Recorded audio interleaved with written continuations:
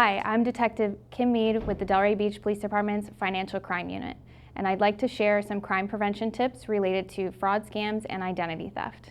The FBI's Internet Crime Complaint Center received over 800,000 cases in the last year. Losses exceeded over $7 billion, and they have steadily increased over the last several years. As you can see on this screen, losses increase as age increases. Some of the scams that I'll be talking about today involve phone scams, internet scams, scams related to theft, cryptocurrency, pandemic scams, and investment scams. Here are some definitions for you. Spoofing, which is the broad term used for the type of behavior which involves cybercriminals masquerading as a trusted entity to get you to provide information to a hacker or a criminal. Some of the other definitions are phishing, vishing, smishing, and farming. They are all a type of spoofing, but phishing involves emails, vishing involves telephone calls, smishing is text messaging, and farming involves websites. The first type of scam I'm going to discuss is a grandparent scam. In this type of scam, a victim will receive a phone call from someone claiming to be a relative or related in some way to a relative of theirs. They tell them that they're in some form of financial distress and they urgently need some kind of money. They'll ask for gift cards, wire transfers, or other forms of payment. They'll use language that pressure the individual to provide payment over the phone via a credit card, a wire transfer, or by the purchase of a gift card. In some instances, they may even send someone to the house to pick up payment. The next scam is called a romance scam. Romance scams account for the third highest losses reported by victims. Scammers will use the illusion of a romantic or close relationship to manipulate and/or steal from the victim. The criminals who carry out romance scams are experts at what they do and will seem genuine, caring, and believable. Their intention is to quickly establish a relationship, endear him or herself to the victim, gain trust, and eventually ask for money. They may even propose marriage and make plans to meet in person, but that will never happen. Popular dating sites and social networking sites are target-rich locations for romance scammers. A scammer will start up an online relationship with the victim and might say something like he's from the US but works out of the country, says he wants to visit but can't afford it. He'll ask for money for miscellaneous things like a sick relative, a broken car, anything to get you to send money. Some will use online stock photos and fake personal information. If an online love interest asks you to send them money, walk away, no matter how compelling the story. The next type of scam is the government scam. In this type of scam, someone posing as a government entity like the IRS or the Social Security Administration will call individuals and claim that they owe back taxes or they're behind on payments. They may claim they have a warrant for their arrest and they urgently owe money. Remember that the government will never contact you via phone. The first type of communication will always be via mail. The next type of scam is related to job scammers. In this type of scam, individuals who are seeking employment will fill out applications online and be contacted by an individual claiming to be from that place of employment. They will then tell them that they are interested in hiring them and tell them that they need to purchase supplies for their job.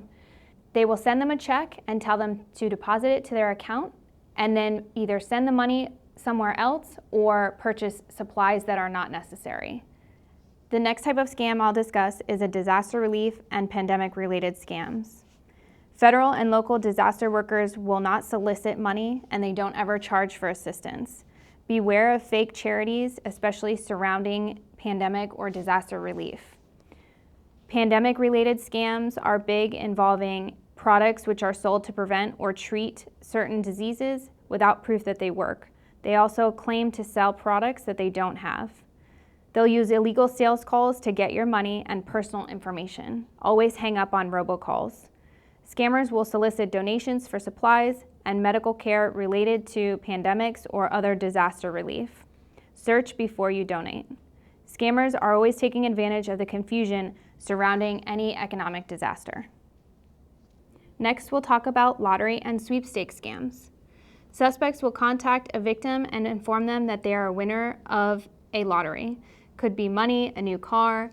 The suspect will tell the victim they need to pay fees or taxes before claiming their prize, and no winnings are ever received. In some instances, a suspect claiming to have won themselves but who are ineligible to collect their winnings will ask for assistance, ultimately enticing the victim into fronting their own money to help the suspect claim their winnings. This is usually done in person and accomplished with more than one suspect, usually acting as another caring bystander. If you didn't play the lottery, you didn't win. Next, we'll talk about real estate scams. Criminal actors contact victims to persuade them to sell their home or other real estate lower than the market price. The scammer will often claim they already have a buyer identified, and all the victim needs to do is sign the contract to complete the sale. Scammers may also try to fraudulently transfer deeds to lots owned by seniors by forging the legitimate owner's signature on a deed and using fraudulent identification or a counterfeit notary to give the documents the appearance of legitimacy. The fraudulent owner then rents or sells the property without the knowledge of the legitimate owner. Periodically check the status of your deeds through the clerk of courts. Next is investment scams. Scammers may approach seniors with claims of investment opportunities for fraudulent businesses with promises of high dollar, quick, recurring, or guaranteed returns. They may also create fraudulent business websites to give the appearance of legitimacy. Once money is transferred, the criminal actor typically either disappears or uses other tactics to try to get new or existing investors to continue to contribute funds. The next type of scam is the account compromise scam. In this type of scam, suspects will contact someone via phone, text, or email stating that an account they have has been compromised. They'll tell them that they owe additional monies in order to recover their accounts. The suspect will ask the individual to send money via wire transfer or gift cards. They may even try to have you verify your personal information over the phone or email. The next slide we're going to talk about is related to computer screen sharing fraud. In this type of scam, fraudsters represent themselves as employees of known businesses and make a specific claim, such as the victim was charged for an item or a subscription. They guide the victim to allow sharing capabilities with their computer. The fraudster then advises he accidentally overpaid the victim and needs them to repay him. The victim sees what appears to be the accidental transfer due to the screen sharing application. The victim is then convinced to transfer funds to the fraudster. The following screen shows an example. This is a Trojan spyware alert that a victim received on their computer claiming that their account was blocked. It provides a phone number for what appears to be a legitimate business. In the following screen, you'll see what the victim saw on their computer, which appeared to be an intrusion on their computer. The caller told the victim that they had child pornography and other illicit things uploaded to their computer. At this point, the scammer has the victim's attention. This is when the scammer then asks the victim to transfer money. The following screen shows you this request. The next scams are also internet related. The next is phishing websites. These websites are designed to get someone to put their personal information on the internet. Avoid clicking on pop-ups and avoid putting personal information on the internet. Along the same line are email compromises. In this case, a scammer will hack into an email and send an email which mimics that of a legitimate site or email that the victim was currently communicating with. The hacker will then change the account information so when a payment is sent, which the victim was planning on sending due to a business transaction or something else, they will change the account information so that the payment will actually go to the hacker instead of the legitimate recipient. If you are requested to send money via an email, always make sure you contact the person via phone to verify the transaction information. Online shopping scams are another type of internet scam. There are many variations of scams among all of the online shopping platforms. Always be cautious of who you're speaking to, verify an ad, and avoid sending funds prior to receiving a product. Never assume payment is good until it is cleared by the bank, which may take several days. Next are tech support scams. In this case, scammers will send pop-ups or contact a victim via email or phone stating that they have a problem on their computer. They need to purchase services that they don't actually need. Don't give out your financial information over the internet or allow anyone remote access to your computer. Next is a SIM swap scam. Social engineering is used to request a SIM swap with your mobile carrier to port your phone number to a new device. This is usually done when you purchase a new phone. That way you can transfer your phone number to the new device. However, in this case, a suspect will actually do this on your behalf and send your phone number to a new phone without your knowledge. Once the fraudster has access to your phone number, they now have access to your incoming texts, phone calls, and other data. Now they can use the data to intercept the two-factor authentication codes to access your financial or other accounts. If you suddenly see no service on your device, inquire with your wireless company. Request a PIN for changes made with your wireless company in order to protect yourself. Next, I'm going to talk about scams related to theft. First, I want to talk about mail. Always check your mail when you're out of town or invest in a locked mailbox. Many times we see information stolen out of the mail because fraudsters like to go through mailboxes and collect any information as well as checks. Sometimes the checks are collected and counterfeited and negotiated from your bank account. Avoid mailing any personal information, writing account numbers on the outside of envelopes, sending Social Security information in the mail, or even receiving checks from the bank. If you're expecting checks, you should pick them up at the bank directly. This also goes for any trash that you send out to the street.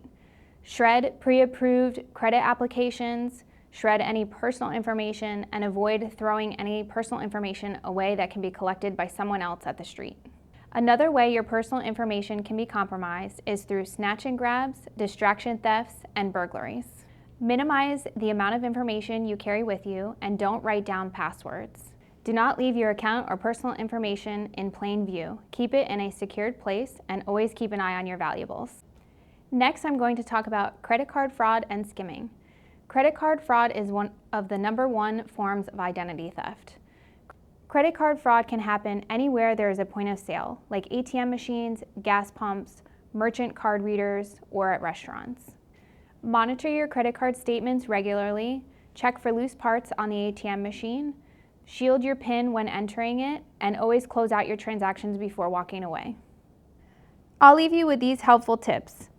Scammers play on your fears and make you panic. Callers always appear to be in a hurry and they want you to pay fast. Stop and take a breath, hang up and investigate. They'll try to avoid having you speak with anyone else because they know if you confirm the information, they're not going to get the money they're requesting. Don't be embarrassed to report it and talk about it to your friends. The more people understand, the more they'll have the courage to stand up against these callers. The government will never ask you to pay anything up front, and they usually don't contact you via phone. Watch out for payment requests by money transfer, gift card, or cryptocurrency, as those are usually red flags of a scam. Success breeds success. Once they've received money from you, they're going to keep trying. If it sounds too good to be true, it usually is. Thoroughly research companies and discuss potential investments with investment professionals prior to investing. Never agree to cash another person's lottery ticket for them. And have your property appraised by a legitimate company if you're selling. Check your real estate deeds quarterly. Now, what do you do if you are a victim? Make a police report with your local jurisdiction. Check your bank accounts and notify any affected financial institutions. Contact the credit reporting agencies, which are Equifax, Experian, TransUnion, and have a fraud alert or a fraud freeze placed on your credit. Report to the Federal Trade Commission at ftc.gov or their toll-free hotline at 877-ID-THEFT. I hope the information and tips I've provided you today will help prevent you from becoming a victim. I'm Detective Kim Mead with the Delray Beach Police Department. Thanks for watching.